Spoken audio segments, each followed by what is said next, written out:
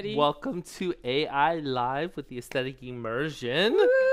Yeah, I know. I love this topic because, as you guys probably already know, I play around with aesthetics, but as we get older, Maturing. we Like are maturing. We realize that it's not just about just aesthetics. I think aesthetics is our bridge, but now it's looking beyond that internally, and what do we need to support internally so that we optimize what we do externally for the beauty. And so I think this is a important topic to talk about, which is hormones and menopause. But before that, we have some housekeeping. So I'll pass this to Lori. Oh, gee, thanks, kid. Lori's part. Oh, gosh. Okay, so quick announcements. All right, we have on February 17th coming up, we've got our next AI webinar is going to be a stacking webinar. Ooh. And this is huge, you guys. You've gone to Korea. You learned firsthand all the whole stacking thing. I haven't had the opportunity to do that yet. But if anybody wants to send me, I don't mind flying.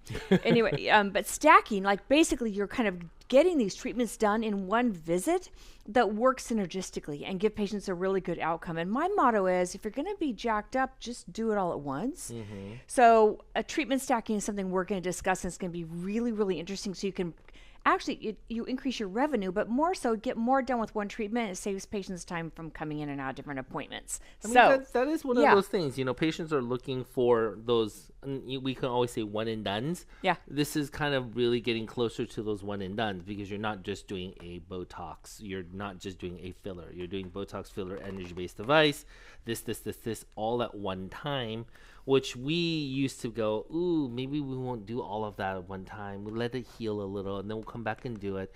But problem is, your patients don't have the time, don't want to waste the effort to keep coming in and having a little downtime here, a little downtime here. It's like, take a little bit of downtime and just do it all at one time, get the big benefits, and then you can move on and support it. So I think this is a great webinar for you guys, you know, the art of treatment stacking, and it goes over some of the things that we do, some of the things that you can consider doing. We talk a little bit about what the Koreans do. So join us February 17th at 5:30 for that. Yeah. It'll be awesome. The next thing is the second webinar in our series that I'm doing with Professor Kodafana, and that's going to be on lips. We just did one last week or two ago on biostimulants. I think those were still up to purchase, but this next one's going to be on lips. So we go through lip anatomy, lip injections, and you'll see both live dissections and live injections on that webinar. So that's going to be February 19th at 6 p.m. So sign up for that. And there is a cost to that one. And then after that, the third in the series of webinars with Professor Kodafana and myself, how come that's so long to say, Professor Sebastian Kodafana, is RF microneedling. Nice. So that is going to be on March 12th at 6 p.m. And we are going to be he will be doing dissections, which his dissections are the most beautiful, perfect dissections in the whole world. Doing dissections, looking at the layers of tissue, looking at the dermis, the hypodermis, all those areas that radiofrequency microneedling is touching. And why are we having some problems with some of these RF microneedling devices? And why has the FDA put out a warning on this? So we're going to be explaining a lot of that. And then you're going to see a live RF microneedling done. So that's going to be March 12th at 6 p.m. And then we have a FAFI, we see all these Foundations for Aesthetic Injectors. Yes. So we have like little blurbs for all of our things. But that is the very entry level course for anyone who wants to get into medical aesthetics. You don't have to be in aesthetics right now. It's like, do I want to do this? I don't know. It looks interesting. This is the course for you. Mm-hmm. There's a didactic that's around 4 hours that you go through that gives you a really nice foundation of aesthetics.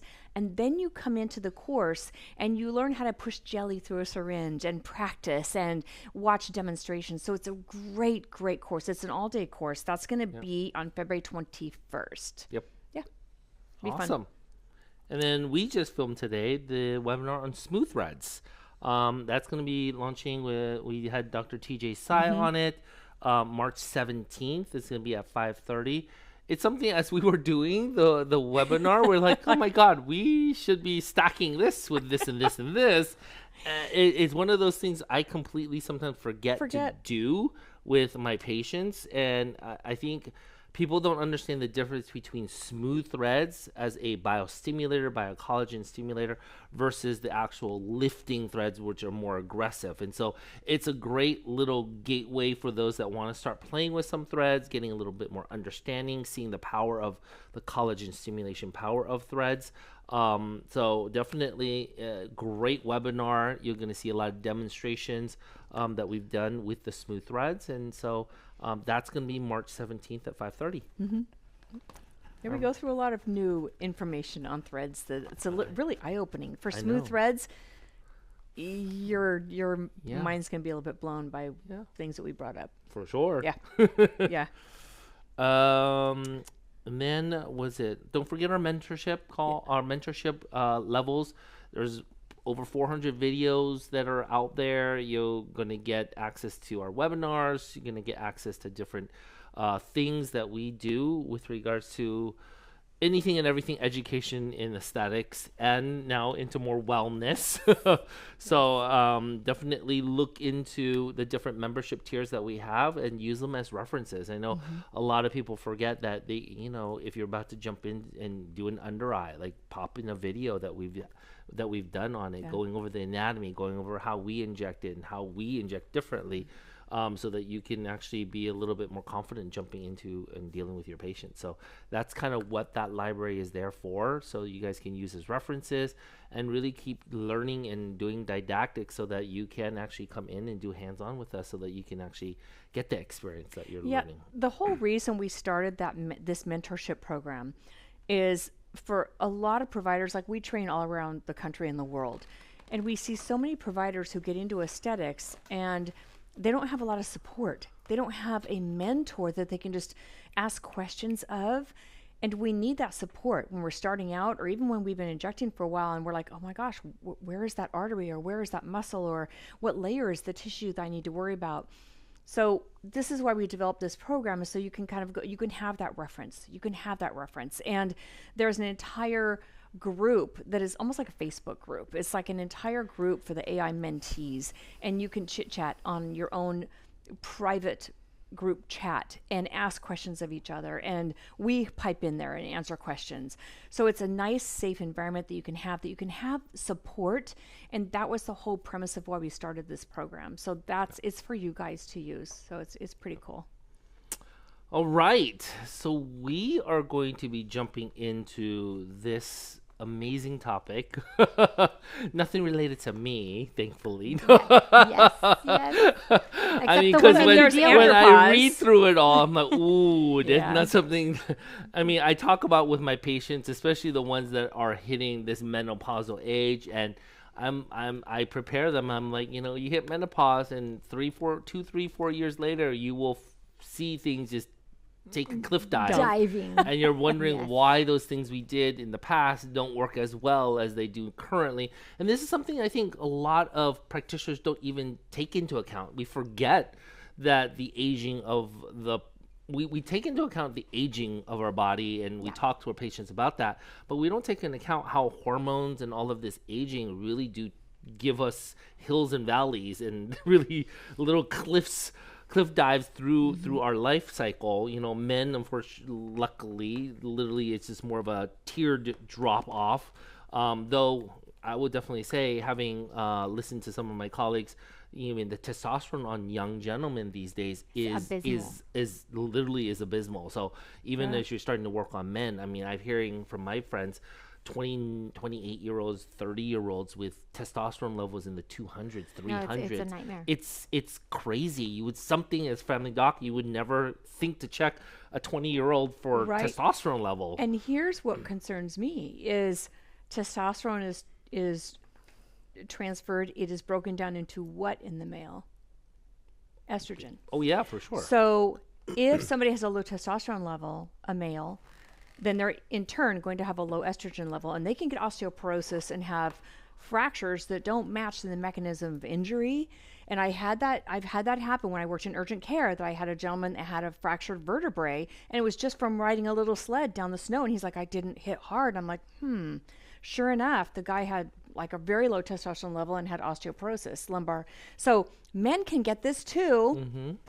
Yeah, Oh, men can yeah? get this too. So getting the hormone levels my is gosh. really Yeah. checked is Yes. really important. And now we're seeing, and it's probably our diet. It's the crap that's in the food nowadays that has to do with dropping Cosmetics, the our men's clothes. testosterone levels. You know, Yep. who Yep. knows? Yep. It's, Everywhere. that's scary. It's everywhere, definitely. So we brought back my favorite Yes. doc, hormone doctor. He says that to all the girls. Doctor. She knows everything. She knows everything. I She's tried a the word. board certified OBGYN, and we pulled her out of the traditional healthcare system to this amazing field of wellness and aesthetics. She has produced already a hormone webinar series that you guys can purchase through the Aesthetic Immersion. It goes over the basics, even the supplies and all of that. So if you guys want to jump into it, check out the website.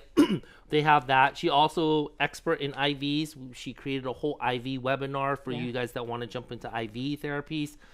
So look into those webinars and those webinar series that she has produced with the Aesthetic Immersion. But we are launching with her today the menopause methodology. And she, with her nurse practitioner, has created a menopause methodology. And as you can see, 10.5 hours of video training. There's a whole coursework that you get. I can't even say. It's 138 comprehensive workbook. You'll get comprehensive lab interpretations, biotechnical agents, We got cheat there. sheets, Yeah. right, which we all need, the cheat sheets for HRT prescribing, protocols for evaluation, what labs you need, where should you get these supplies, kind of whatever you need to do. So she's kind of written it out to guide you into how to do it better. I know a lot of people do the pellet therapy. Even my staff want to do pellet therapy. I think it's great. Pellet therapy is that first step in. It gets people to a C level of optimization. But if you really want to tailor your patients into that B plus A level, you really, really need to learn how to manipulate and read labs and really understand the nuances and all of that. And Jackie has put it into such a great kind of a whole series, and she's such a great teacher. Thank we you. learn a lot from We her learn a every lot time. from you every time you're Oh, here. thank you my so gosh. much, So- guys. Yeah, definitely. So, sorry, is it my So, turn? yeah, I don't want it's your to. turn. no, Go. it's your turn. I want you to tell them This all is- about it. It's such a riveting topic, and I think that it's one that is so popularized right now on all the socials. Everybody's talking about it. Thank goodness.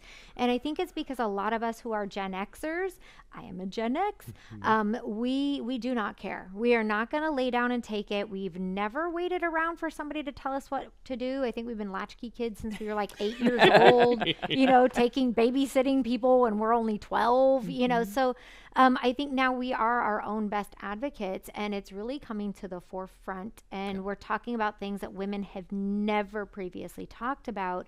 And there's still such a mindset. It's very patronizing. I don't want to blame men, although the terminology patronizing or patriarchal comes from men, but no, women are just as bad. And especially women who have gone through menopause, who've never been treated with hormone therapy, we can be the worst for our And patients. I suffered through it. I You went should be through able it. to- You'll be fine. Don't worry about it. You don't need all that. I didn't need it, so you don't need it. And it's a mindset where the traditional research and utility for hormone replacement therapy was truly to treat vasomotor symptoms, which is our hot flashes, our night sweats, which leads to insomnia, leads to irritability, that kind of not feeling like myself. It's like, oh, this is just new year, new you. This is just aging. It's just what you have to accept.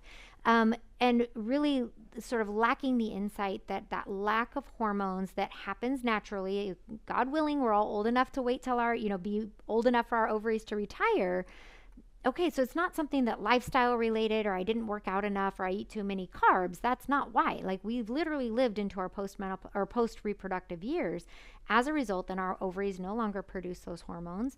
And so then as a result, the utility of those hormones is lost, meaning there are natural steroids. So there are natural tissue rebuilders, natural anti-inflammatories. So as a result, we have bone loss. We have muscle mass loss of 0.6% per year after menopause. Yeah, that's significant over Which is time. important This is because significant. longevity-wise, Yeah. they really do talk about sarcopenia as one of those longevity Oh, yeah. markers. One of the You major want to go markers. into it in your 50s and 60s, what muscle mass you have is going to dictate your longevity going forward. Absolutely. And there are very few things that we can attest to say this will rebuild your muscle mass. Yes, we can work out, we can lift heavy, and I encourage that without injury. So please work out with a buddy or a trainer, somebody who can help you with form. But hormone replacement can actually restore your muscle mass by 1% per year. Wow. That's phenomenal. And yet we Yes. still have this mindset that it's just for hot flashes and night sweats. But even, and we go through this in this menopause series, there are studies that show just with the vasomotor symptoms of menopause alone. So again, hot flashes, night sweats, etc. We are earlier to retire.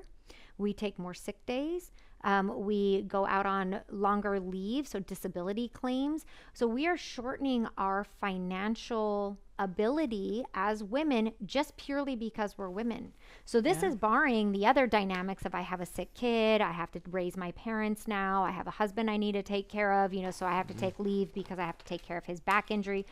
Whatever the other dynamics are just as women, but just purely because of that lack of hormones, we are now filing for retirement, personal time off, etc.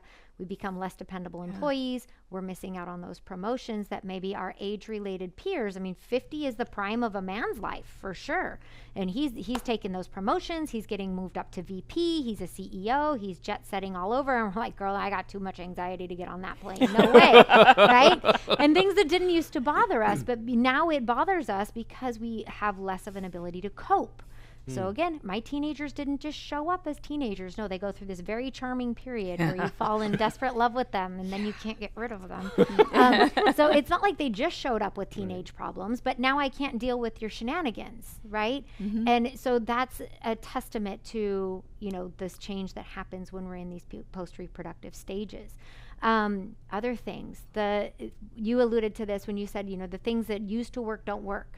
Right. And it's not just with our Botox, Dysport, our neuro blockers, or sorry, I lost it.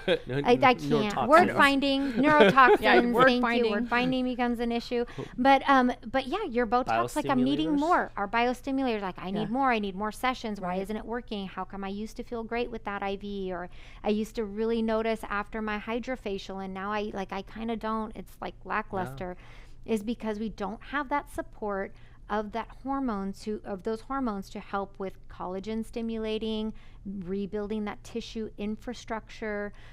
So this is why we go through that experience. So when you're hearing these key phrases from our patients that say like, what I used to do isn't working, I used to just go keto and girl, I would lose 20 pounds. And now I've been keto for 6 months and I've lost 14 ounces. Like, it's so frustrating. And it's not that our patients are all of a sudden having this big lifestyle change. Like, oh, well, now I eat chili cheese fries and donuts every morning. Quite the opposite. Actually, most of us start like, oh, I can't tolerate that. There's no way. And honestly, that's the sad part, because in medicine, when people come and start making those comments, you're like, oh no, you're lying to me. You don't live that lifestyle, because look, your weight, your blood pressure, all of that is starting to creep up. You're aging, and we're never taught anything about how hormones actually affected all of that. Yes, and again, that's that patronizing mindset, right? You must be lying to me. You must be sneaking cookies at 2 a.m.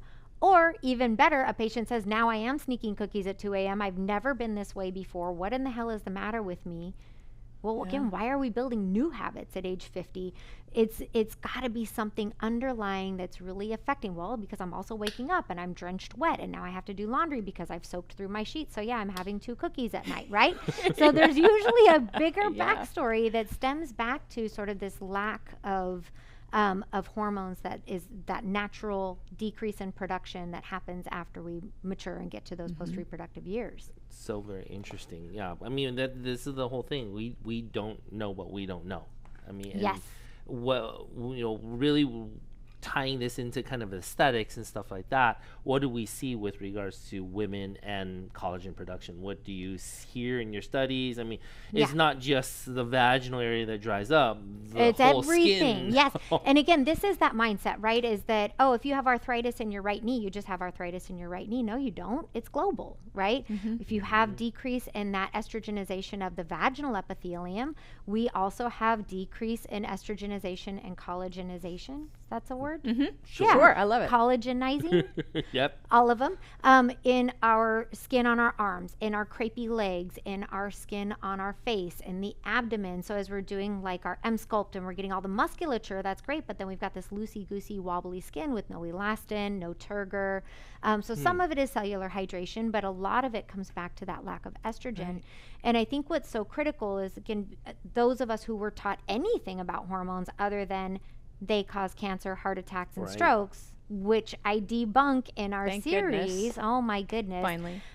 But aside from that, it's like, again, we're treating to reduce your hot flashes. So we're just going to keep increasing the dose until your hot flashes go away. But nobody's following serum levels. Nobody's looking at labs to say, hey, are we in an adequate dose? Are we in an adequate range where we're getting bone preservation, muscle mass preservation, metabolic rate preservation, re-estrogenization of that tissue? You know, so really looking at it from an objective standpoint, as opposed to like, girl, how your hot flash is tolerable? Great, we can stop there, right? So we need to really look at this as a systemic change that affects all tissues, that we go into this steady decline all the way to the finish line. And I don't know if anybody out there is like me, but I don't want a steady decline. I want to be same. Right. Hit me by a bus and I'll go toes up. And that's it. I don't want to be a burden. I don't want to be my butt dragging. Like, I want to get the very best out of this life that I possibly can. And I would argue that those patients who are coming to you for therapies, whether it's M-sculpt, you know, neurotoxins, fillers, etc., they're wanting the most out of this life. So even if they're looking at it from an aesthetic standpoint, I just want to look good, girl. Yes, but I want to feel good. I want to be strong. So that comes from what I see in the mirror. And honestly, that's the most important thing. I mean, I think beauty is a part of the feel good. You know, people want to feel good. That's why they do the Botox and the fillers. It's not just I look good. It's I look good to make myself feel good because I need to feel like my youthful mental status that I imagine myself to be, and not the old person that my age chronologically tells me I am. Yes, absolutely. And when we consider not only like thinking, let's get into that we see a loss of white matter. We actually lose brain volume in our post-reproductive years. So this is not, Is that why we can't find words? Yes, because I couldn't find neurotoxin. What the heck? Bathroom. Yeah, friends that we've known forever, and you're like, what is your kid's name? I What can is picture your? their It's right face. there. It's right there. Yeah. Oh my gosh, it's so frustrating. And we're like, God, I'm losing my mind. And we are actually losing our mind. And when we look at the mechanism behind why our hot flash is happening, we are actually damaging. It's an indication of damage to our thermoregulators, which live in the hippocampus. Very deep-seated base of the brain, translates to brain damage. It is brain damage that is causing our hot flashes. I mean, if you want to just really call it what it is. Lori's like, Yeah, what? yeah, that's the thing. So we are I think I went on parts of our brain. bioidenticals like my first hot flash. Yes, girl. I'm like, Yes, absolutely. And now we're seeing goodness. so much evidence to show that there's like a 30% reduction in dementia. That's why I went towards this path. Wow. My mom passed away from dementia at age 67.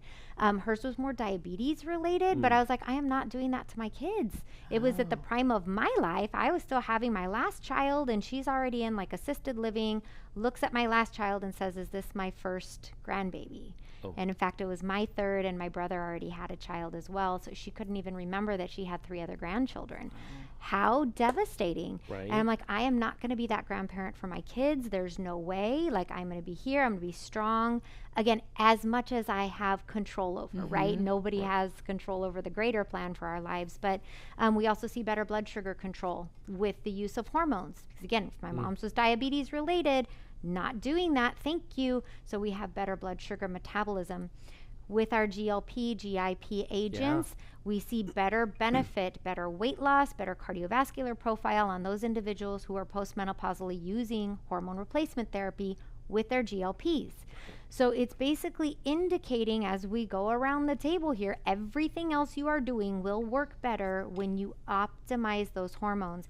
And I mean by actually serology, looking at lab levels that we have optimized levels, not just controlling hot flashes, that we'll see blood pressure get better, blood pressure medications work better, your Lexapro works better, your glipizide, your metformin works better. Everything works better when we've got our hormones back on square one. And I love that you've put this course together, because there are providers out there who one day they're like, I want to do hormones. Yeah. It's the popular thing to do. It's kind of like peptides. Talking about it. Yes. Let's do peptides.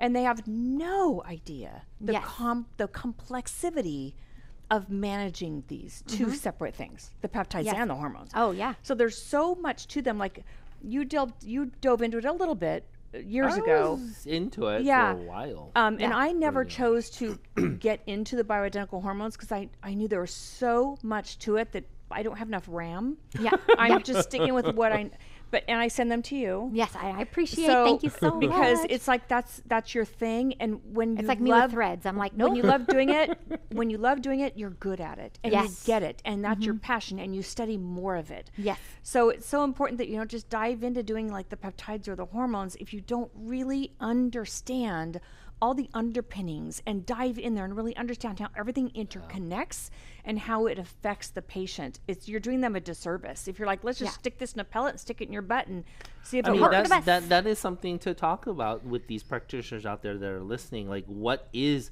really the difference between doing it with pellets versus somebody like you who is really, because they'll say, oh, we do the blood work, we do this, and then we alter the pellets based off of it, and every 3 months, and patients love it because like, I don't have to worry about it. You know, it's done, blah blah blah. And to me, it's always been that cop out way. I mean, I've never really wanted to do it because I think it just gets the patients to a C level.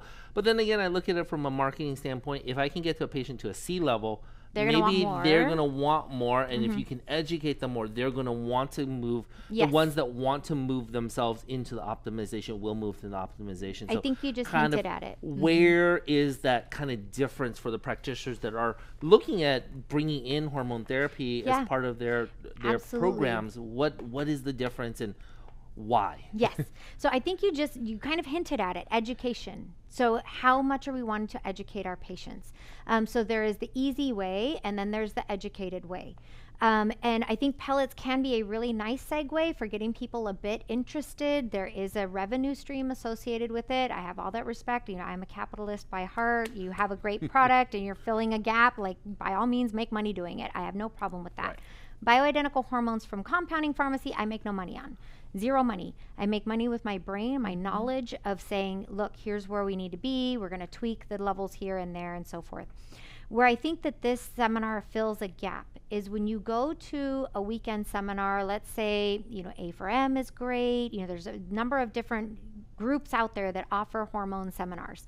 And they're very generalized, which is great. So they're not necessarily like pellets, unless you're signing up for a pellet seminar, you know.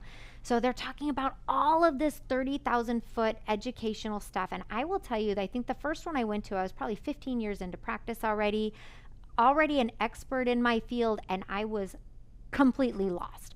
I'm like, I don't even deserve to be a doctor. Why am I even here? How can I call myself an OBGYN or a specialist? This stuff is intense. I mean, they're talking about the cellular mechanisms of the ribosomal subunit. And I'm like, I even forgot that ribosomes have 2 subunits, in case you guys... No, did not know that. Yeah. So I'm like, I don't even belong here in this crowd. And so it can be very overwhelming. And you take a step back and you're like, so what am I implementing Monday morning other than singing to my patients about the ribosomal subunits, which ultimately they don't care about. They don't care about. They just want to feel better. So you can gain that information from going to these seminars, and I think they can be super helpful, but they're very overwhelming. Yes. And I'm like, how does one just start? How do I write a prescription for a bioidentical estradiol? Whether it's a cream, whether it's a patch, mist, gel, why do you use this thing versus that thing? What are the advantages, the disadvantages? And I think, with all respect to the pellet world, because I don't know if there's pellet users out there, and some of my patients absolutely love their pellets. I do not do them for reasons that we can talk about, but nonetheless, it's like, how do I follow their levels? How do I get into the nuance of really keeping them balanced? And I think that's what we wanted to design here. What if you have a patient who doesn't want to take hormones because mom had breast cancer and they were always told that they can't have it, or maybe they had a blood clot while they were on birth control pills, and so they've been told they can't have hormone therapy. Great. Then we dive into a little bit of the botanicals. We dive into some other alternative therapies that might be reasonable. Again, still not going to give us the systemic benefits of menopause, but at least make those post-reproductive years tolerable, so we're not soaking through our sheets and so forth. So yeah, really big deal. So, but I think the pellets kind of give you a little bit of an edge in. The reason why I don't like them is that oftentimes we're getting into the super physiologic ranges of these hormones. So woman's testosterone level, for example, ideally should be somewhere between like 25 and 60. That's a really good, reasonable, robust level. For like a 60 is pretty robust, right? And you're going to feel like you're killing it at the gym, and it's a sense of vitality, and it's so good, right? However, we get into levels of 250, 300, we are raging. We're super cranky and irritable. We're ready to start bar fights. Hair's falling out, acne, like just hair everywhere, right? Which is great for your laser hair removal. I'm not going to say that's not an additional revenue angle, but I don't necessarily recommend. I don't think it's ethical, so I would not use that as a marketing scheme.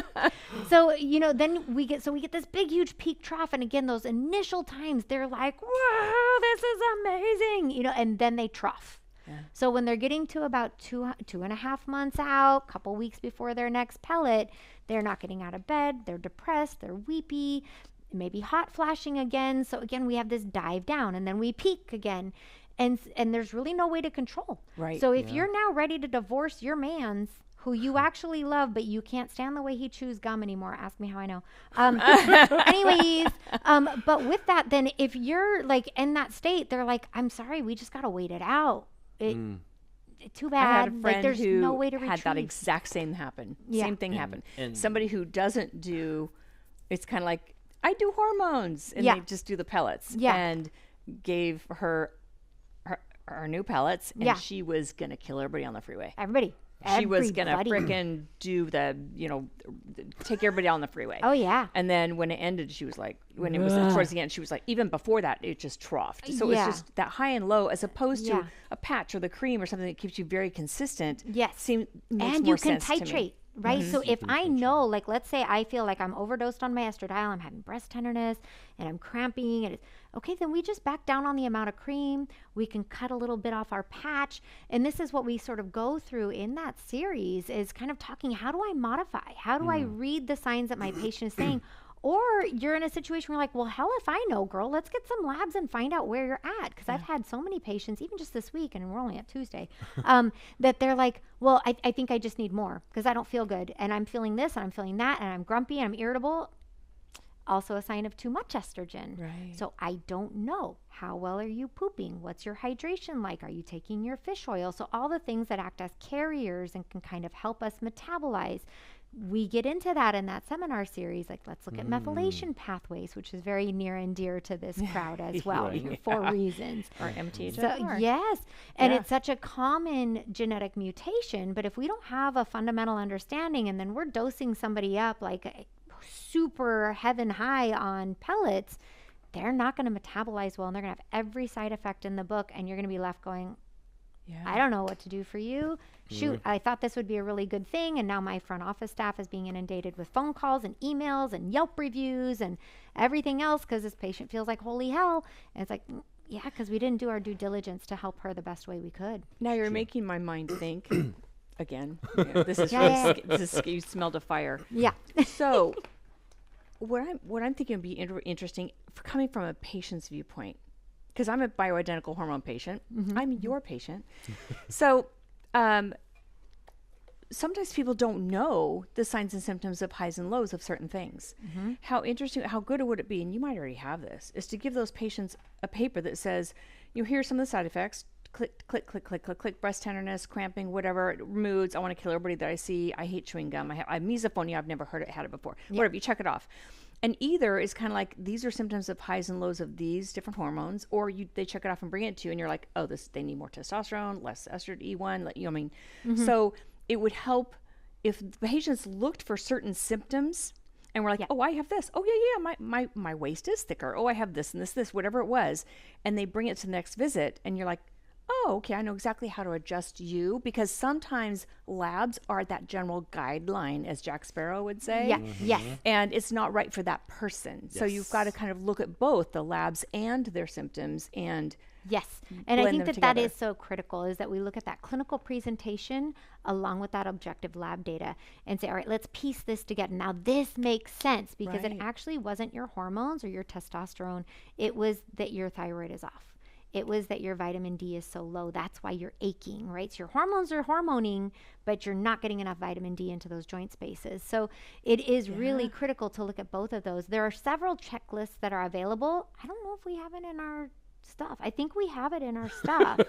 I want to say we do. It would be awesome. I want to say that we do. We have something very similar to, because even for my dentist, my teeth were like falling out of my head. I'm like, for heaven's sakes, what is happening over here?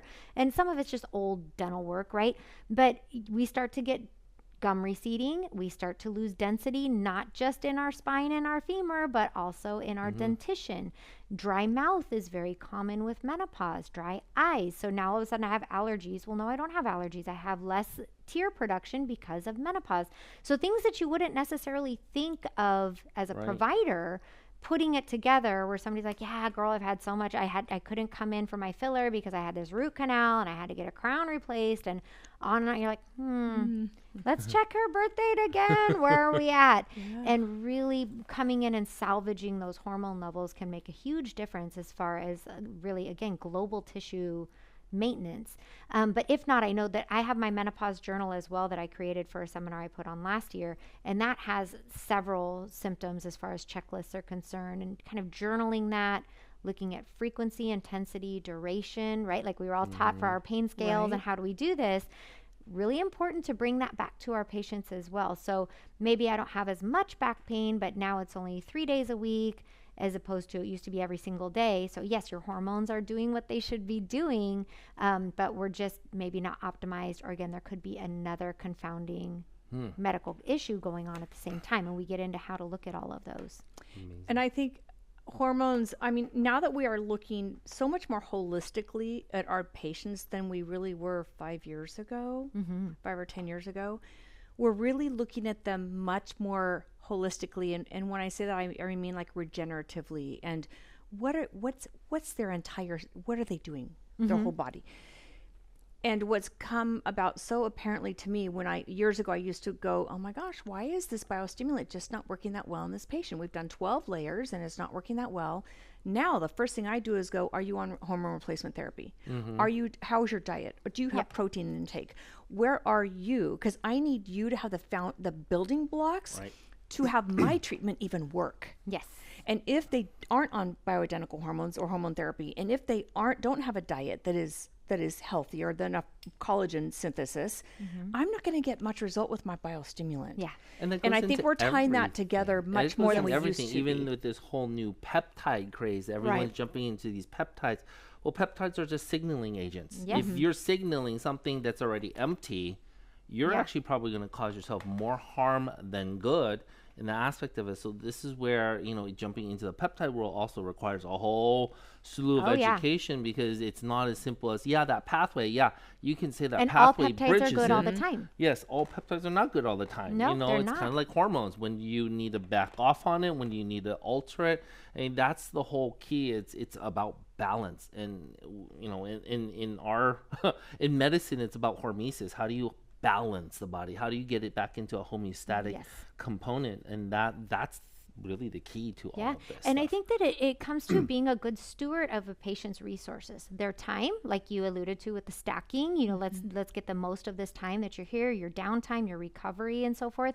But also, again, what is the best utilization of your money? So you can come in here and do all of this stacking of all the wonderful aesthetic therapies, and it's groundbreaking, and we're always growing and learning. It's great. And if we do not have the foundations, because you're going to go home tonight and you're going to drink a fifth of vodka or 2 bottles of wine, I have patients who are doing this. And I'm like, but then girl, like, you're not going to get great sleep. You're not going to correct your cortisol levels. Your inflammation is sky high.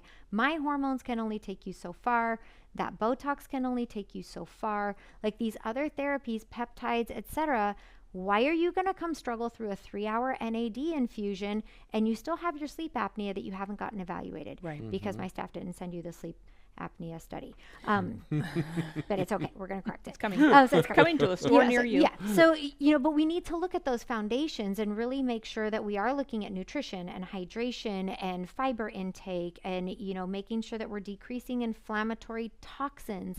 Stop retoxifying. We always talk at the beginning of the year, let's detox. Everybody's going to detox. And then we go back and we retox. Why are you in the in and out Because that's line? our entire food source. Yes. It's getting better, Yes. but We're working on it. right, We're our entire trying. food. You look at everything. It's I got have chickens. it's- We have eggs now. Right. but everything we have has got inflammatory oils in it. It's really hard to find something that sure. isn't inflammatory in our society our right food now, chain, unless yeah. we live in France or something. Yes, which is great. absolutely. I know. So I mean, I know it's getting that direction, and thank God the pyramid flipped I that know, flipped flipped it. because a lot of us were So around. I good. don't know if you guys, I was around Oh, when it was yeah. the other direction. Oh yeah. No, but we were raised, because you and I are about the same age, and you know, so we're only 34. And so, I'm 42. for So. sure, yes, absolutely. Yeah. And so we were raised with Tang and TV dinners and you know, all of the packaged food, fruit roll-ups, and I mean, this was what our lunch was comprised of. I had like Yes. 2 pieces of Weber Wright bread, bologna, Bologna. Velveeta cheese slices, right? I mean, I used to just come home and snack on Velveeta because, again, latchkey kids, who's cooking for us? Just slice it off and chomp it down. Can we get more processed, please? Right. And we had no idea. No. You know, drink non-fat milk, stay away from red meat, don't eat eggs, have, you know, margarine and vegetable oil, get away from lard. I mean, I cannot tell you how many slabs of butter I just hop into my food every single night when I'm cooking. And, you know, just making those changes, those small attainable changes to our lifestyle. Yes. Supporting it where we can with whether it's supplements, nutraceuticals, you know, looking into hormones, etc. But again, hormones can take you only so far if we've got some of these other foundations not in place. So that's why I'm excited about like the next endeavor. Hopefully we can put a foundations course together. Now, a question too. Like some people find there's so many people on GLP-1s now that I'm going to bring this up because that's a peptide. Yep. Some people, they'll take their GLP-1. They're like, I just can't. I'm not losing any weight.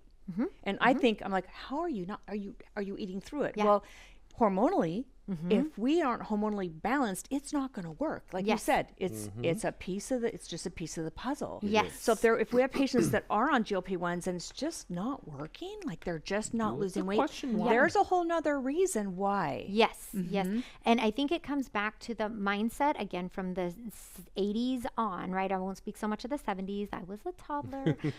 But from those 80s on, it's that weight loss is a calories in, calories out Yes. equation. It's super simple. No, it's not. It really is so much more nuanced than that. The fat cells themselves are storing toxins. Yes. They are inflammagen producing. So they are sending out SOS signals on the daily saying, I'm struggling here. I don't know what's happening, but fix it, right? So it could be from the types of food we're eating. It could be from clothing. It could be from other biotoxins, mold, Lyme disease, you know, other chronic illnesses, stressors, poor sleep. So really asking that follow-up question, why isn't it working? And it may not be the right tool for them, right? So we might have to go on a GLP-3, like a retatrutide or something of this nature. We might need some cardarine or some MOTS. Like there's other biohacking that we can do to get into it. But I think a lot of times we become sort of anorexic on these tools. And so we're not fueling the machine to let it continue to run, right? You cannot run your engine with no gas. True. So even if your little signal is saying, I don't need gas, my butt, yes, you do. You still need to fuel that tank. So getting that protein intake, making sure you're getting cellular hydration, Creatine supplements help. So again, working with somebody, if you are utilizing these tools, which can be beautiful. I use retatrutide. I freaking love it. But I have to be very diligent about making sure that I'm fueling the machinery as well and keeping everything else on point, and it will work beautifully along with all the other little tools that we put in place. And reading that and working with a provider who knows how to do it is key. And you get to be that provider if you now have this seminar series in your back pocket with the workbooks and everything else as tools to say, like, how do I do this? And again, signing up for the mentorship. I have a mentorship at my practice as well, specifically for hormones, also for IVs, to kind of help guide, like, okay, I had this patient and she didn't do well because of this, or she really struggled with vaginal estradiol. She really struggled with the patch. Why? What can I do? And so getting into those specifics when you are in clinical practice of how do I help out now? Like now I have the foundations, but I don't know what to do from here. Right. Yeah, cool stuff. Question. Any absolute contraindications for HRT? Yeah, there are some like acute stroke, acute heart attack, acute, any kind of cancer. You don't want to be the guy. There are some individuals who are very comfortable prescribing HRT for individuals who are actively undergoing, like, let's say breast cancer. It's very common. And they're like, no, girl, you still need your HRT. I'm still not that guy. Yeah. And I consider myself very much an expert. I know what the data shows. I know there are some instances where you can. But I would say if you're starting out with HRT, do not be that guy, right? Yes, of course. You want to have years and years and years of experience and data and clinical, anecdotes to be able to support that kind of a bridge. Prior reaction. So I have patients who just absolutely cannot tolerate progesterone. They just can't. And so we kind of work around and find other ways to maybe get it in, either via vaginal suppository, rectal suppository, cream. Like we try to work through it, but because if we need to correct or protect her uterine lining. But, prior, I suck at it. I don't do well with it. Even though they're bioidentical, you're like, what do you mean you don't do well with progesterone? Your body just created it for the last 50 years. Right. What are you talking about? They don't. And so, okay, then again, understanding through this type of program or through the mentorship as well, like what can we do alternatively? Really cool stuff. Yeah. That's very interesting. Because you would think if it's bioidentical, your body has been making it for this long, unless you hit that point where your body's like, no we're more. Done here. We're Thank done you. here. Yeah, I had a patient who was like 32 weeks pregnant, and she needed progesterone suppositories to help maintain her pregnancy for cervical incompetence. And she's like, you don't understand. Like, I am going to absolutely come out of my skin. I'm going to end up divorced. I actually don't care if I prematurely deliver this infant. I am not going to be on progesterone. Wow. Okay. So patient autonomy. I mean, that's always your biggest indication or contraindication.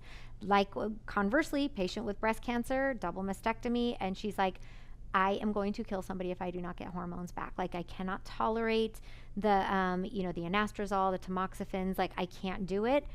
I'm coming unglued. I need hormones. And I'm like, okay, and so, but we worked together and she understood the risks and she understood my comfort levels or lack thereof. And we got through it, and she actually ended up doing beautifully and salvaging her marriage and feeling like a productive member of society again. And she felt whole and human. Quality versus quantity. Yes. So it's like, gosh, just listening to your patients, I think is one of the biggest keys, especially in this realm of perimenopause, menopause. And then they'll inevitably bring in their husbands and fix this guy, right? And so we had talked about the testosterone or lack thereof, but also not only can it be not enough testosterone, but also too much estradiol for men. And then they get into be dumpy, grumpy pregnant women, that they're weepy and they're crying and they're watching the Hallmark Channel with their wives and crying at the commercials like, what the hell's the matter with me? I'm like, well, because your estradiol is 4 times what it should be. Wow. So, learning those nuances as well, I think is really critical to help our male patients. So is that common is it like midlife type males to have a higher estradiol? Or is that they can. Where does that stem from? Alcohol. A lot of times with men, it's alcohol. Okay. Really? Sedentary lifestyle. We're doing a lot of, we're keyboard warriors and, we're locked in an office. We're not getting sun. sunlight, we're not getting exercise and asking those muscles to do more. So what do you do in those cases? So in those instances, you can use DIM, which is a really cool supplement. You can use calcium D-glucarate. So DIM helps to prevent some of that aromatization. It's just a supplement, which is nice. And then calcium D-glucarate helps to bind the estradiol, estrone, and kind of pull them out through the intestines. So we poop it out rather than upcycling it back into our more inflammatory estrogen levels. But you can also use an anastrozole for men, which is, again, what we use for post-breast cancer patients or post-ovarian cancer patients to keep their estrogen levels lower. You can also use it for men, but then also stop toxing, right? What is the thing? Well, I'm taking, 2 mLs of 200 milligrams per ml testosterone a week and I feel fucking epic. Okay, well, how's that working for you? Because your estradiol is like 80 and it should be 30. So we probably need to back off on the dosing. So again, physiologically, where are you at on your serum levels of testosterone? More is not always better. We want to stay in a reasonable range. And really advising patients, because again, a lot of them go to like the gym bros and they're getting their peptides and they're getting their testosterone and they're taking maca root and they're on 47 Brazil nuts a day and like all of these things. And it's like, it seems really great and you feel really good for a minute and then you crash and they can't figure out why. And it's because nobody's checking estradiol levels in these men. Interesting. Wow. Yeah.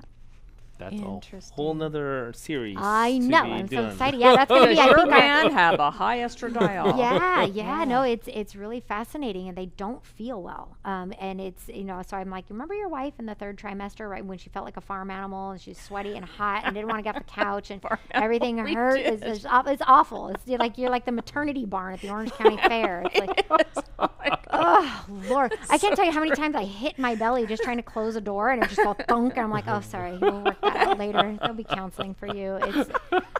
It's rough.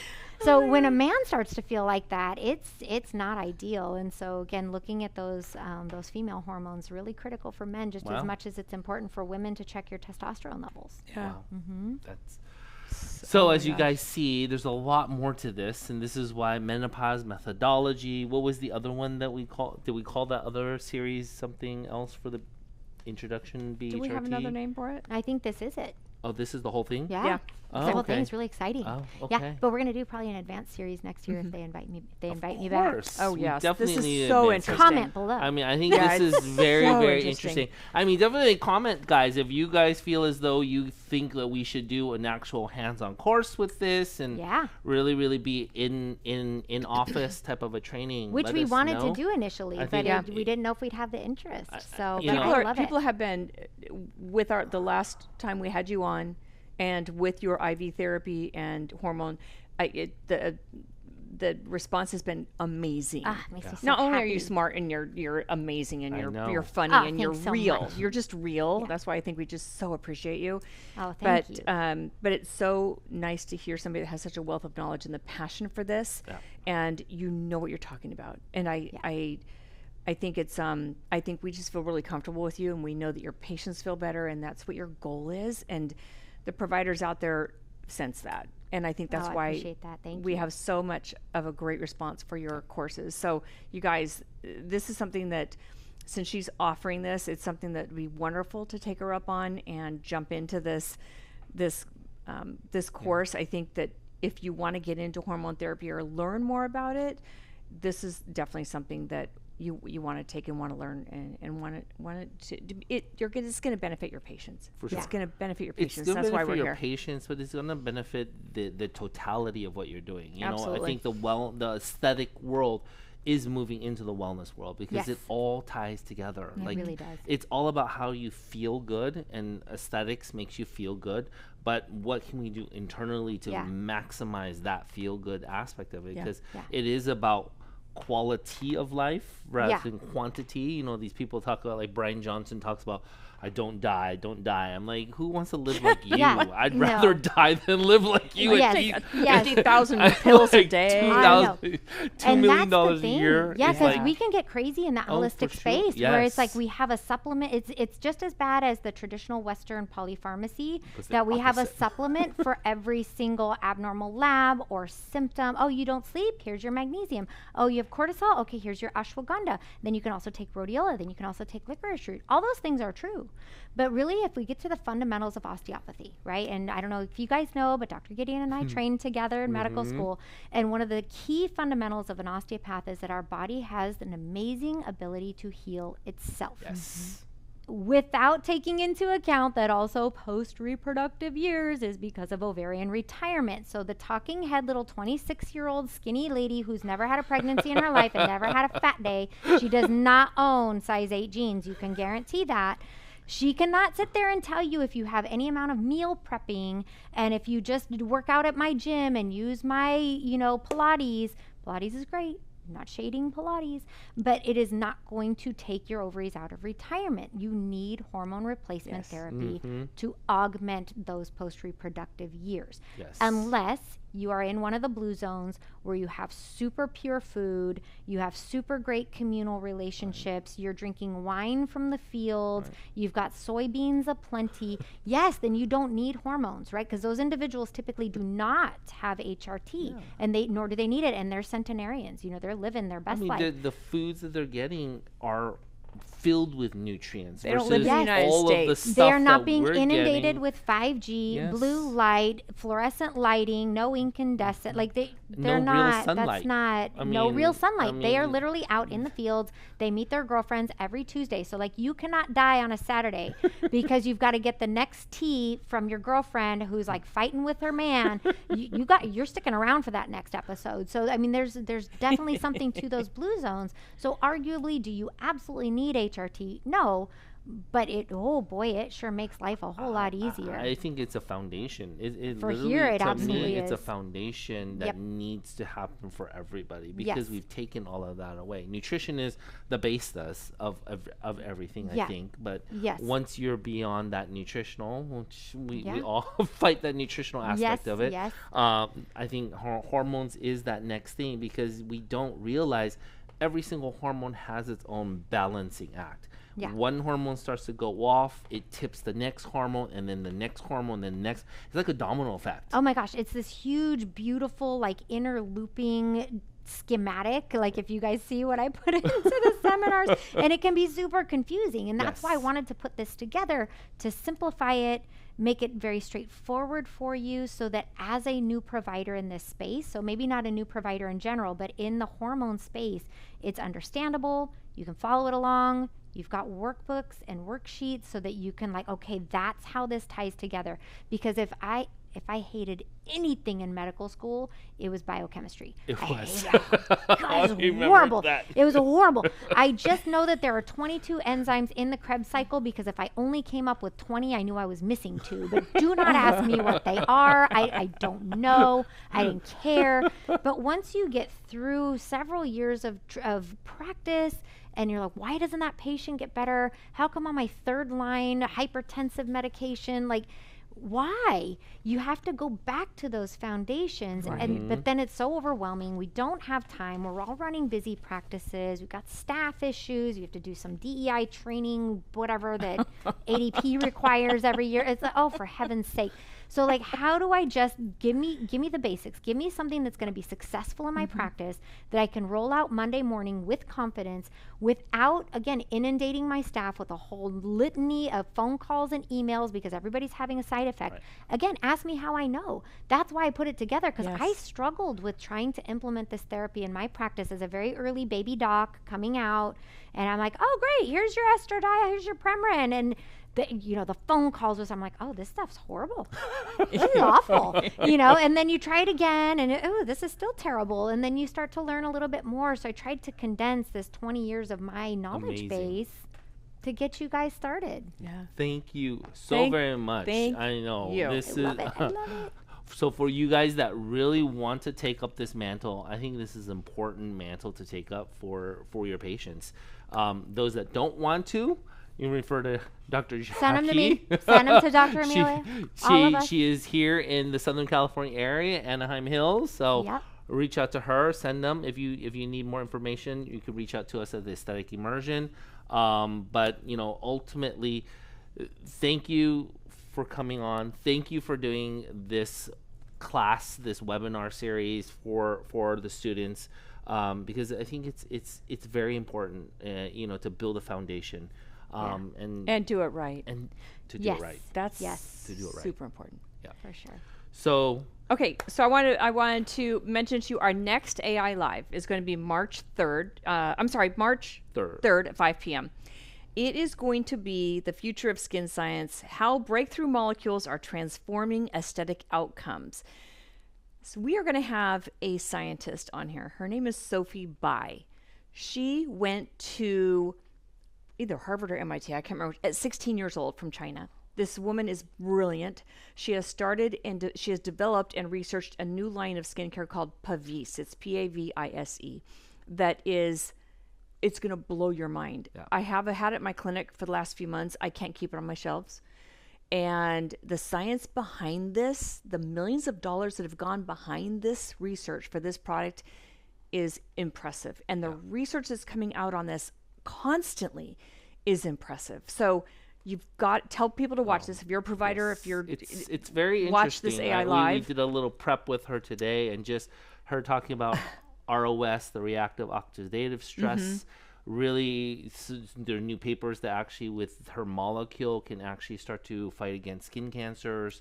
This in melasma, Inhibit all the things pigmentation, from one product. migrate fibroblasts, And build it's collagen. not about skin care, it's about feeding the foundation, which is like what we're doing with the hormones. Yeah. This is feeding the foundation of your skin, not dealing with symptoms. And so this will be a really, really cool, interesting talk.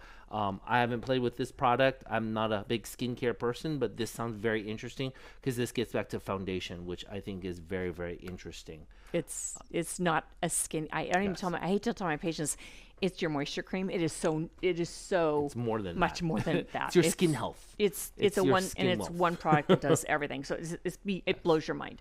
So March 3rd, 5 p.m. Be here, be square. Okay. Finally, we've got some upcoming classes. We've got our fundamentals of neurotoxin injections. That is going to be March 28th.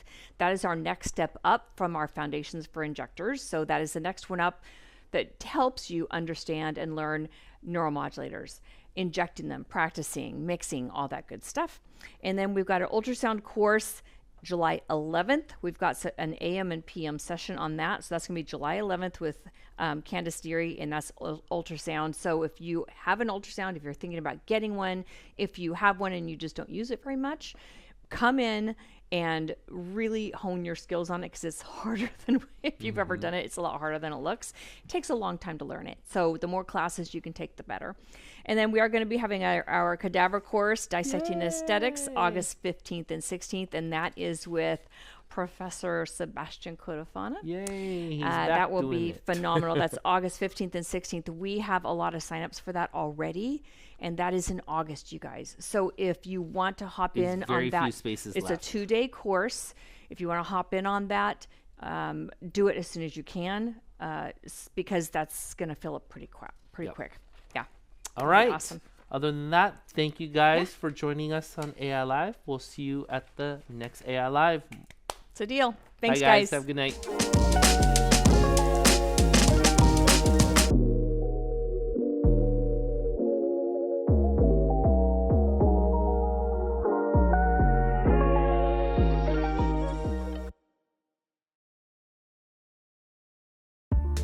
Thank you for watching. And don't forget to like this video and subscribe to the Aesthetic Immersion channel. And check out all the other videos we have to offer.